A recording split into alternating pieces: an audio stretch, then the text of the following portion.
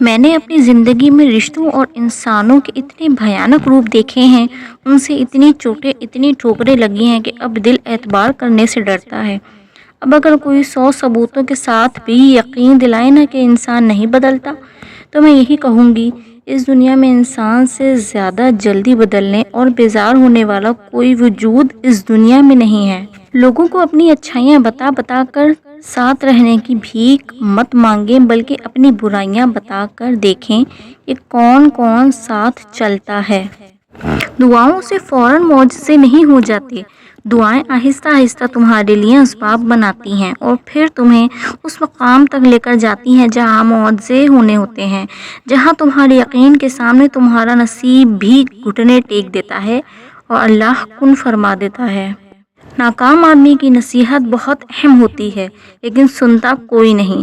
کامیاب آدمی کی فضولیات لوگ شوق سے سنتے، کیونکہ دنیا نتائج دیکھتی ہے، اسباب نہیں۔ جب تم کسی سے تعلق بناؤ تو یہ یاد رکھنا، اگر تم تعلق کی کتاب میں پہلے صفحے پر لفظ احساس، ایمانداری اور برداشت تحریر نہیں کرو گے تو پھر آخری صفحے پر جدائی تمہارا مقدر بن جائے گی۔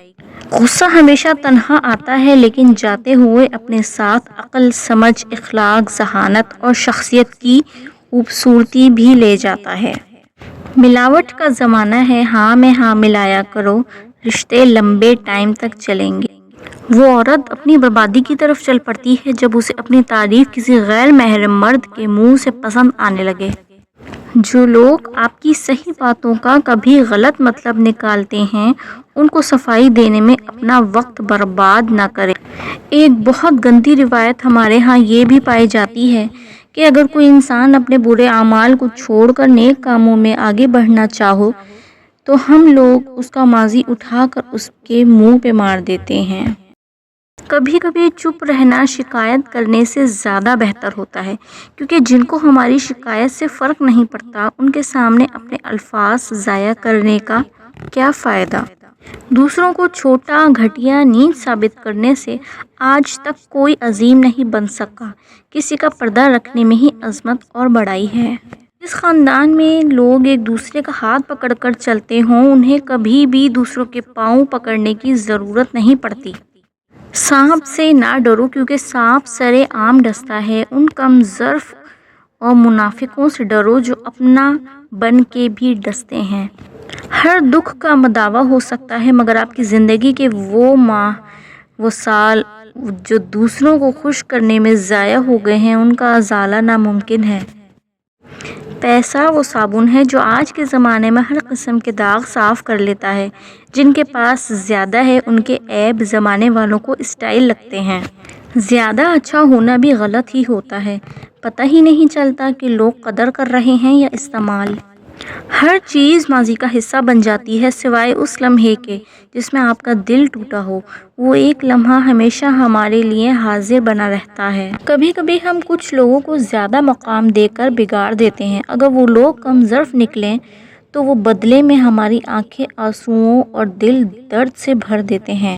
اس سے فرق نہیں پڑتا کہ آپ کتنے قیمتی، قابل اور کتنے اہم ہیں۔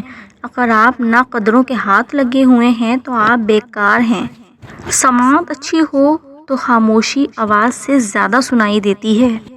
پریشان ہونے والوں کو کبھی نہ کبھی سکون مل جاتا ہے، لیکن پریشان کرنے والے ہمیشہ سکون کی تلاش میں ہی رہتے ہیں۔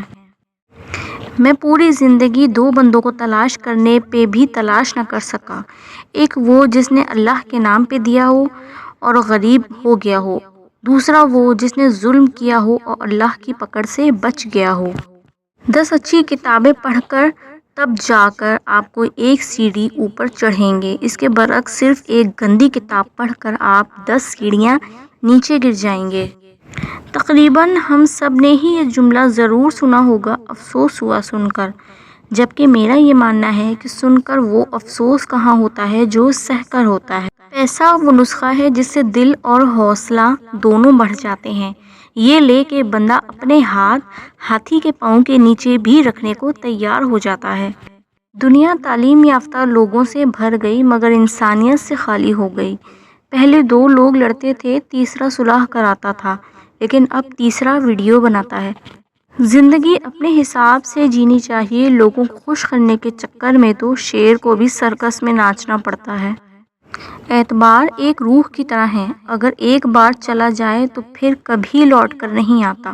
ایک غیبی اصول یہ بھی ہے کہ جو چیز تقسیم کرو گے اسی چیز کی تمہارے پاس فراوانی ہو جائے گی، پھر وہ دولت ہو، عزت ہو، علم ہو، محبت ہو، درگزر ہو، کھانا ہو یا آسانیاں۔ تم نیچے گر کر دیکھو، اٹھانے کوئی نہیں آئے گا، تم ذرا اٹھ کر تو دیکھو، گرانے سب آ جائیں گے۔ زیادہ باتیں، زیادہ وضاحتیں انسانوں کو بعض اوقات قریب نہیں بلکہ دور کر دیتی ہیں۔